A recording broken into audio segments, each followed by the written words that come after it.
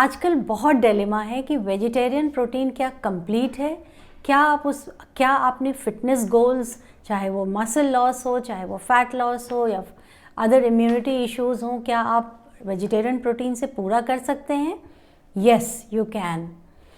जब हम प्रोटीन की बात करते हैं तो प्रोटीन कंप्लीट कैसे होता है? प्रोटीन कंप्लीट होता है सारे अमाइनो एसिड से।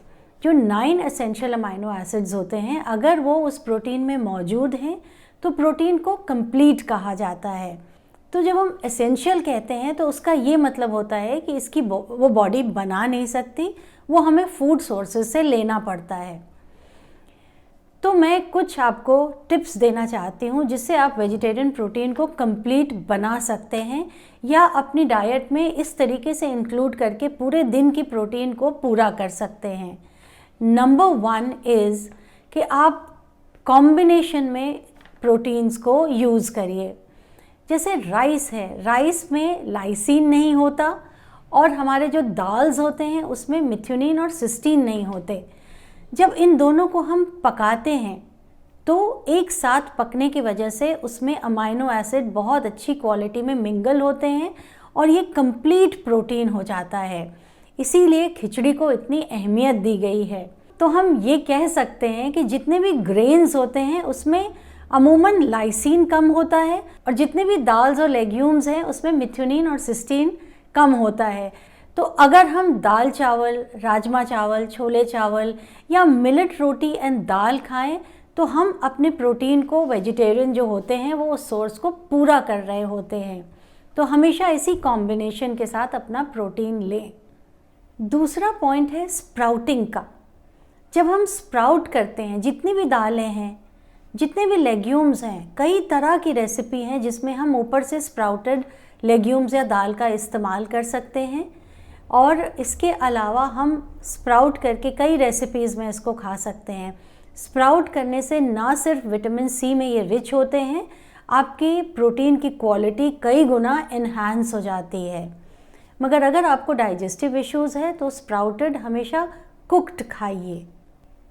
तो अगला टिप ये है कि सीज़न के मुताबिक अपने नट्स और सीड्स को लीजिए। फॉर इंस्टेंस, जाड़े में आप अपने नट्स को थोड़ा हल्का घी में रोस्ट करके खा सकते हैं। इसी तरीके से सीड्स को भी हल्का रोस्ट कर सकते हैं। पर गर्मियों में इनको सोक करके लीजिए और इनको चबाना नहीं भूलिएगा। तो अगर kick start of the day आपका नट्स से होता है, सोक्ड या रोस्टेड सीज़न के हिसाब से, तो सटाइटी वैल्यू बहुत ज़्यादा होती है। इससे आपको पूरे दिन में खाने में की सटाइटी मिलती है और आप बहुत ज़्यादा हंगर पैंग से नहीं गुजरते हैं। अगला टिप है कि दालों को सोक करिए। अब मैं आपको इसका रीज़न बताती हूँ। Why animal protein is suppose to be very good for your body, क्योंकि उसकी बायो अवेलेबिलिटी ज़्यादा होती है। तो अगर हम दालों को सोक करके बनाते हैं और उसमें कोई डाइजेस्टिव स्पाइस जैसे हींग, जीरा ये डालते हैं तो हमारी बॉडी को वो ज़्यादा अवेलेबल होता है। तो इस तरीके से हम दालों को अपनी बॉडी के लिए ज़्यादा अवेलेबल कर सकते हैं। मौसम के हिसाब से अगर आप खाते हैं तो आपकी गट बैक्टीरिया बहुत अच्छी रहती है। तो मौसम के हिसाब से आप प्रोटीन लें। जैसे इस वक्त पीज़ है, ग्रीन चना है, स्नैक ऑन देम। इसके अलावा सारे सीज़न में हमें भुना चना या सॉटेड मशरूम या थोड़े पनीर को सॉटे करके ले लिया, या सत्तू कभी कभी आता है तो उसका ड्रिंक ले लिया। If we snack on these things we enhance the protein quality. जब मैं सीजनल खाने की बात करती हूँ तो मैं आपको ये बताना चाहूँगी कि उड़द की दाल इस वक्त बहुत फ़ायदा करता है। थोड़ा तड़के के साथ यूज़ करें। Let me tell you, it works as an aphrodisiac also. तो कुल्थी की दाल का इस्तेमाल पीक विंटर्स में बहुत फ़ायदेमंद होता है। इसमें अगर हम 1 चम्मच सरसों का तेल डाल देते हैं तो उसकी बायो अवेलेबिलिटी कई गुना बढ़ जाती है। लास्टली, मिल्क का इस्तेमाल बहुत इम्पॉर्टेंट है।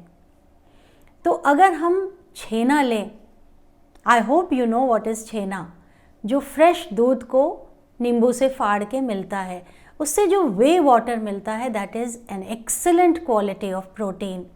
इस वे वाटर को हम आटा गूंद सकते हैं, इसको थोड़ी करीज़ में डाल सकते हैं, दाल या राजमा बना रहे हैं तो डाल सकते हैं, और इसको यूं भी खा सकते हैं। इसके इस्तेमाल से हमें हमारी प्रोटीन की क्वालिटी और पूरे दिन की रिक्वायरमेंट बिल्कुल पूरी होती है। इसके अलावा दही और पनीर या छेने के इस्तेमाल से प्रोटीन को हम पूरा कर सकते हैं। तो इस तरीके से हम प्रोटीन का इंटेक पूरा करके स्वस्थ रह सकते हैं। So stay healthy and get fitter.